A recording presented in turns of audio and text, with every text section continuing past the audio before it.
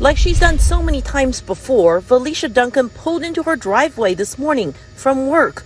But then 50 shots were fired toward her.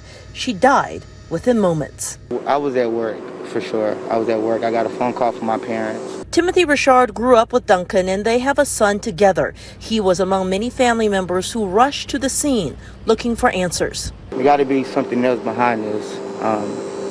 She's not like that. She don't get into any altercations. Like I said, she's a very sweet person. As investigators cataloged the shell casings and interviewed witnesses, Rhonda Thornton spoke for her neighborhood.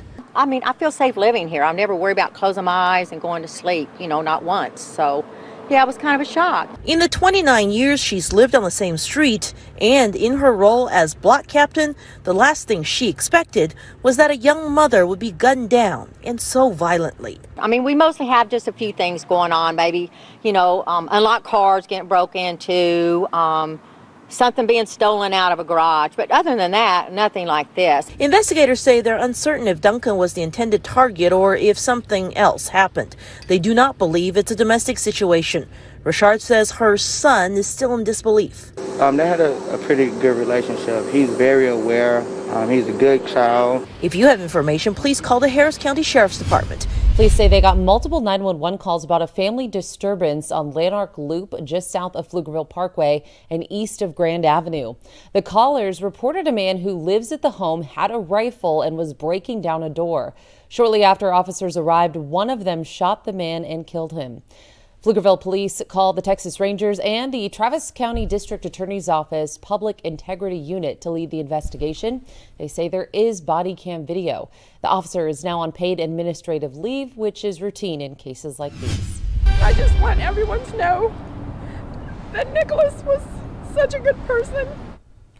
Thoughtful, encouraging, and motivational. That's how an Austin family is remembering their 23-year-old brother and son who was stabbed to death in South Austin in July. The family is now offering an $8,000 reward for the arrest of their son's killer.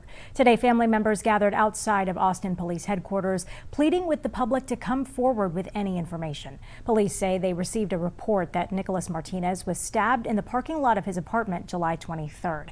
He was able to drive himself to a nearby gas station off I-35 south near Mariposa, where several people tried to save him. Despite the help, Martinez died at the scene. His mother, Wendy Martinez, says she doesn't know of anyone who would hurt her son. That's why we need everyone's help. We need everyone's help to find this person, because this is very hard to not know. Take a look at your screen right now. This is the knife police believe was used in that stabbing. Anyone who has information about the owner of this knife or anything else about this homicide is asked to call APD Homicide at 512-974-TIPS. Yeah, it's day 11 of the second special session and still no quorum. But with many school districts beginning the school year today, if they have not already, the focus for lawmakers is the ongoing push and pull between Governor Abbott and school districts and counties with mask mandates. Please return at the appointed time.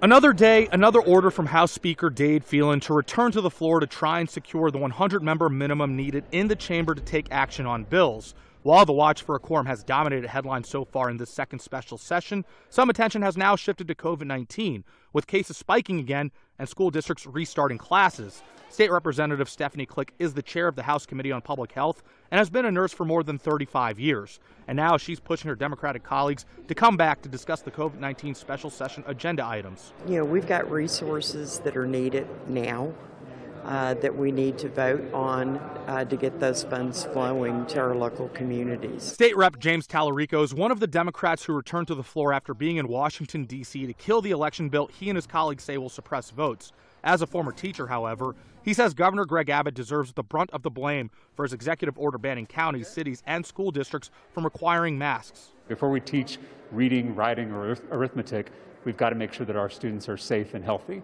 And so that has to be at the top of our minds. Despite the Supreme Court of Texas upholding this executive order, some counties and school districts are continuing requiring face masks, which has brought on threats of lawsuits by Texas Attorney General Ken Paxton. Do you feel that Governor Abbott and Attorney General Paxton should lay off a little bit with these, possible lawsuits of school districts and counties, just given again that, a number of these school children aren't even eligible for the vaccine?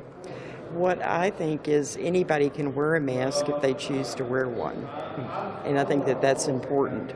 Individual responsibility. If you're a parent and you're concerned, send your kid to school with a mask. What we need in a moment of crisis is a leader who is going to listen to our local officials, listen to our medical experts, listen to our educators, and empower them to make local decisions for their own community. But instead, we have a governor who is more interested in playing politics than protecting the health of our communities.